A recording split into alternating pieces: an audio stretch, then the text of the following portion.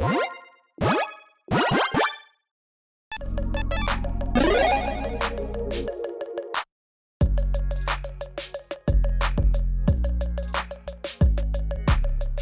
everyone, Mitch coming in from the Commander's Core Studio. Welcome to the show. So, on today's episode, I'm going to be talking about some game-changing plays that turn the table, sometimes even literally. Let's jump into some cards that you might not expect are massive game changers that you can add to your decks. And first up, we're going to be starting off with some artifacts because I've got to bring up Aeon Engine first, a card that literally changes the actual table. Here we go. Aeon Engine, an artifact for 5 mana, enters the battlefield tapped. Tap it, exile, reverse the game's turn order. Which means basically, again, if the game started off clockwise, now it's going to be going counterclockwise, going the exact opposite direction. So it's not like an extra turn spell, but it kind of is in a way, and it's also a way to really upset a player, potentially, that's across from you. That was like, wait, it was about to be my turn, and now I've got to wait 3 more turns. Oh my goodness. But yeah, basically, this is a great way to essentially say, you know what, things aren't working out in this direction, let's change it up completely, and this can have some massive ramifications. I mean, I was just playing against a Renmaw deck, essentially, and the person who is right after Renmaw kind of gets in big trouble, or they can get in big trouble with the Goated Bird, so those, again, like, just a simple example of that, like, okay, now it switches the order, and all of a sudden, it changes up kind of, again, the cadence of the game, it changes up when you're going next, and it changes up the direction of things entirely, so, again, just a small example, but even in that Renmaw game, I was thinking, like, if I actually was going last after the Red Maul player instead of first of them, this would be going better. This would be going a lot better. Next up, something that can go a lot better for you in certain decks out there, Angel's Trumpet. A very strange, very weird old card. Here we go. Artifact for 3, attacking does not cause creatures to tap. At the end of each player's turn, tap all untapped creatures they control that did not attack this turn. They take 1 damage for each creature tapped this way. This is a very strange card that I literally had no idea existed until I was building my Feldergriff deck years and years ago and digging through an absurd amount of cards that no one should ever dig through. That being said, being able to find this card and say, oh, you know what? This is a great way to force combat, or at least heavily incentivize combat in any deck out there. Again, this is a 3 mana card that is an artifact, again, not color specific and fit in any deck out there, and it says, you know what, everyone?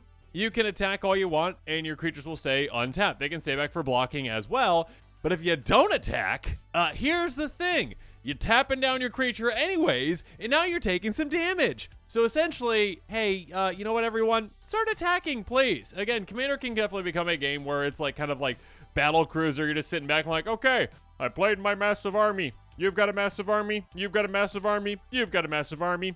I passed the turn. Okay, it's my turn now. All right. More massive creatures. Past turn, it can definitely become, you know, a little bit battle cruisery, so this is a great way to not just incentivize, but in some ways force combat, and of course there are certain decks out there, like Feldergriff, that can really take advantage of that. So yeah, this is a weird, like, not technically goading, but kind of goaty card that also, again, gives vigilance in a weird way, and also punishes players in a weird way too. It's one that can definitely change the game on a dime the second this comes down. Moving on, though, to some creatures and ones that can entirely change the game the second they hit the table. Yeah, Ixodron is definitely one that does just that. A star illusion for 5 mana in blue. Enters the battlefield, turn all other non-token creatures face down. They're 2/2 creatures, and its power and toughness are each equal to the number of face down creatures on the battlefield. Here's the thing, this is not just for morph decks out there, okay? Like, yeah, morph decks definitely can utilize it a bit better, or ones that deal with, like, you know, cloak or all the other things essentially these days, right? Ones that basically have face down creatures that they can flip back up. I mean, if you get a blink deck as well, you can also do that, so definitely keep that in mind. And speaking of that, in a blink deck, that ETB is brutal. Your opponents most likely do not have ways to take advantage of this. In fact, they are going to be in big trouble when you flip over their entire board, and all of a sudden, all their creatures are just face down 2/2s that they cannot turn back up. This essentially is a board wipe without actually taking out any creatures. It is, hey, all the creatures are gone, they're replaced with 2/2s, that do nothing. Nothing at all. They have no abilities, no effects. Oh, and by the way, your commander, yeah, that happened. Your commander is now just a face down 2/2. And unless you make some kind of a deal with another player who is willing to block yours and take yours out and they take theirs out, then all of a sudden you're stuck with a face down commander that does nothing. And many decks are built around commanders, of course, so here's the thing. You're not going to be doing much with that. On top of that, this becomes a giant creature, of course. Basically, power toughness equal to the number of creatures on the board, the other creatures on the board, essentially. And on top of that, again, if you've got it in, say, a deck that can really use and abuse it, like a Blink deck, all of a sudden you're like, oh, okay, yeah, you two made a deal. You both took out each other's commanders or whatever, and then you replayed them.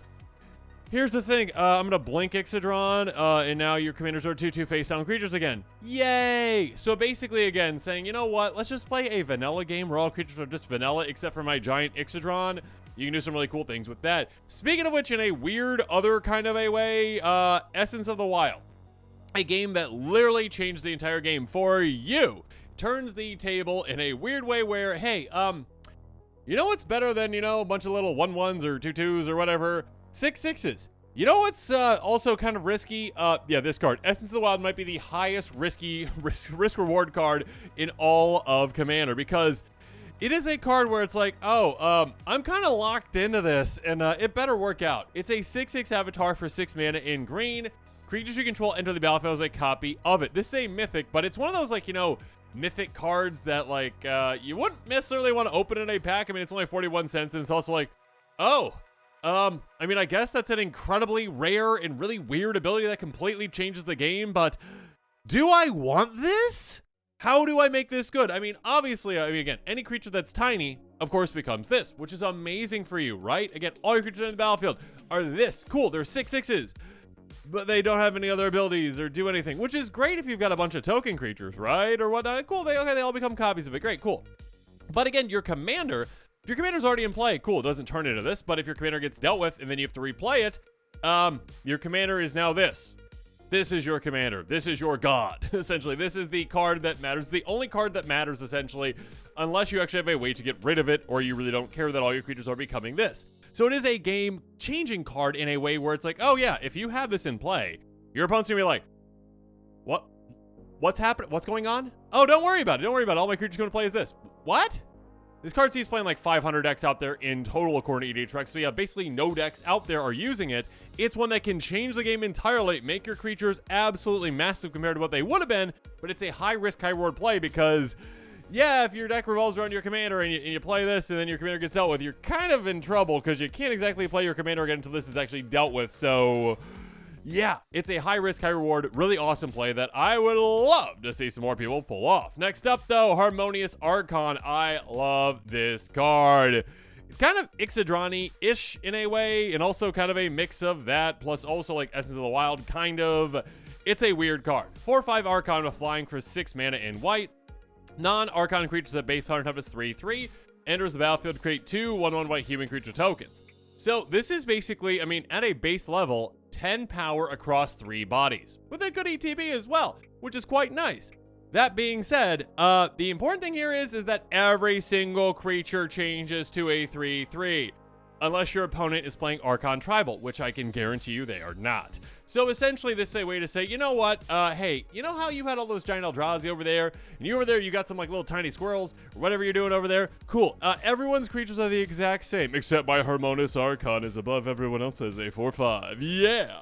And of course you can have some ways to take advantage of this, I mean some Anthem effects too, but yes, this is a card that essentially, again, changes the name of the game. Says, hey, you know what, everyone, don't worry about, you know, how big your creatures are right now, because now all of a sudden, they're just 3/3s. Everything is even. Your biggest creatures are your smallest creatures, and I'm winning. So yeah, there's definitely some ways you can use it, abuse this, and really take advantage of it, though. It's a game changer. Moving on to some enchantments, and yeah, there are some massive enchantments that can really change the game. First up, I love this card, and it has never not performed for me. Curse of Echoes. Do you want to upset a blue player? Throw this on them. Enchantment or a curse enchant player for 5 mana in blue. Whenever enchant player casts an instant or short spell, each other player may copy that spell, may choose targets of the copy. Basically, if a player has like counter spells that they need to utilize, and you're like, none of the other players really want that player to be able to utilize counter spells. If you can get this through on that player, their counter spells are null and void for the rest of the game. This is also a spell that just says, hey, you know what? All your value that you're casting those instant sorceries, you spell slinger deck over there, we all get it too. Isn't that great? So this just makes it so that one player who is like maybe overperforming, maybe playing very, very well and having a really good time with their spell slinger deck, and you're like, you know what? I'd like to share some of that value with myself and the other players.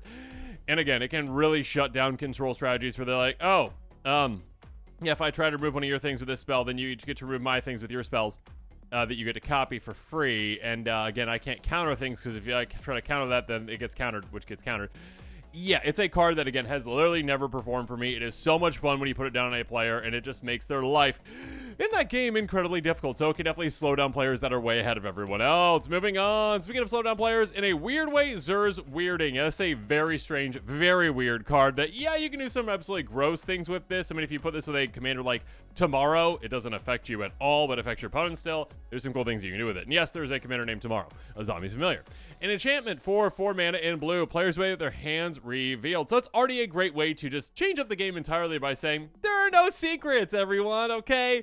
We're all friends here. It's like playing telepathy on turn 1, yeah. Ew, that's a bit of a salty card. This one actually reveals your hand too. So you are participating in that, right? You're saying, hey, everyone, we're all going to be participating. We all get to show each other our hands. Cool, awesome, all right? No secrets. Except also on top of that, if a player would draw a card, they reveal it instead, then any other player can pay 2 life. If they do, its owner puts in their graveyard, otherwise they draw that card. Basically, hey, everyone, we're deciding what's okay here, all right? You know what?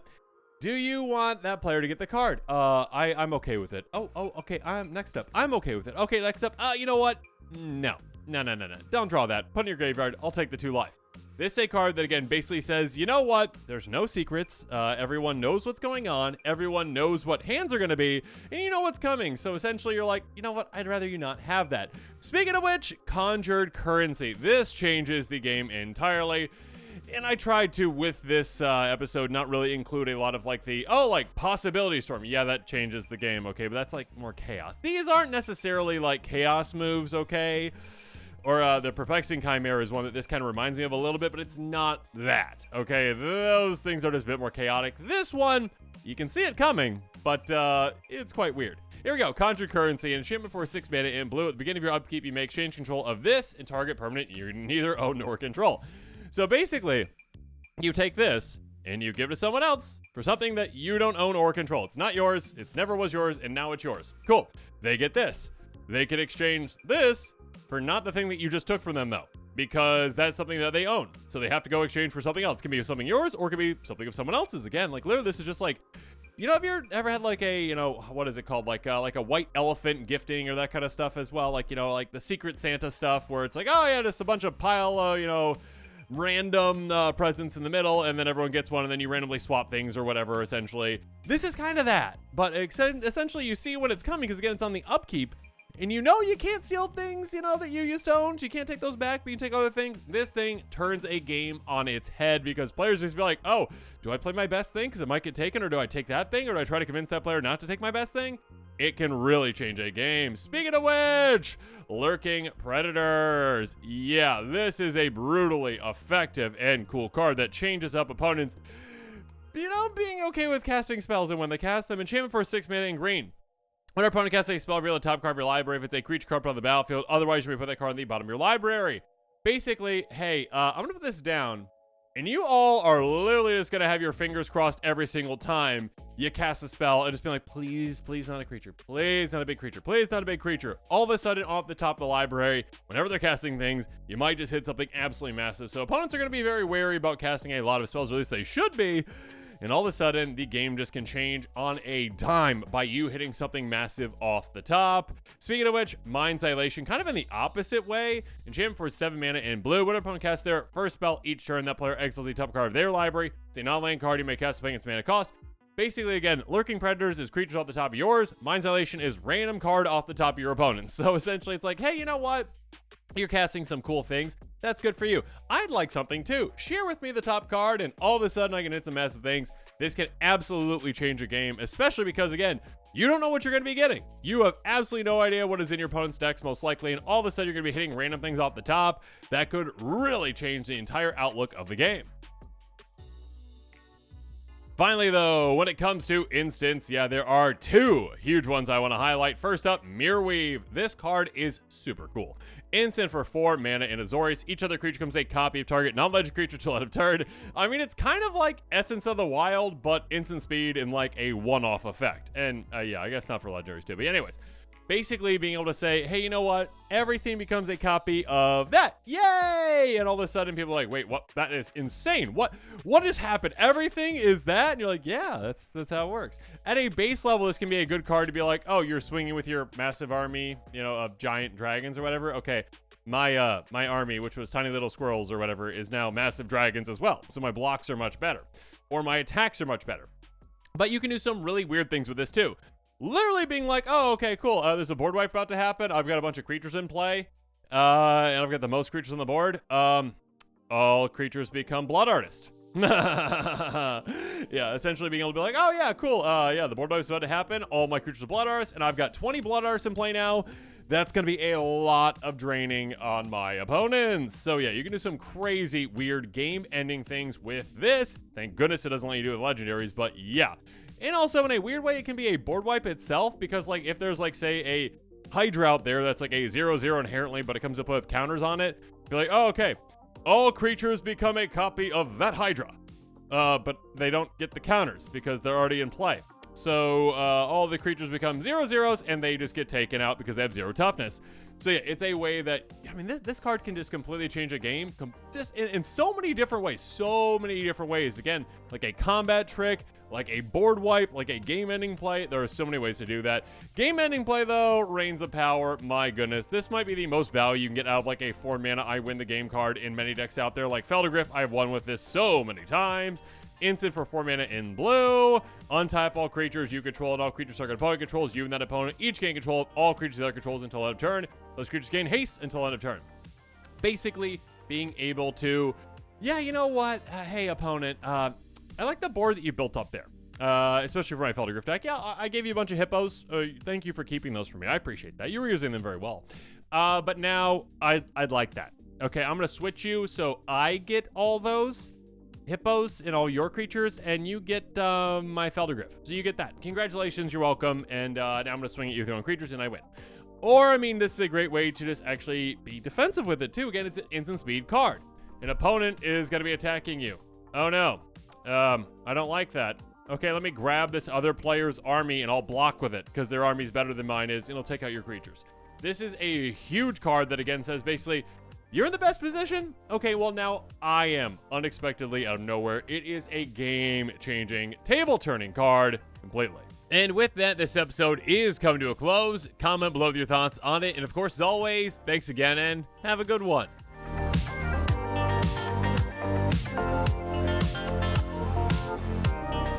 This show and episodes like this one are possible thanks to viewers like you. If you're looking for an easy way to help support this show, make sure that you like, share, and subscribe. Also, hit that bell notification icon so you don't miss any new episodes. You can also go check out our playmats and other merchandise at thecommandersquarters.com. Another easy way to support this show is with our TCG player affiliate links. So whether you're buying a deck or individual cards, you can use this general link right here or one in the description. And the final way that you can support this show is by supporting us directly by becoming a patron. There are many benefits to being a patron, and I truly couldn't do this without all their support.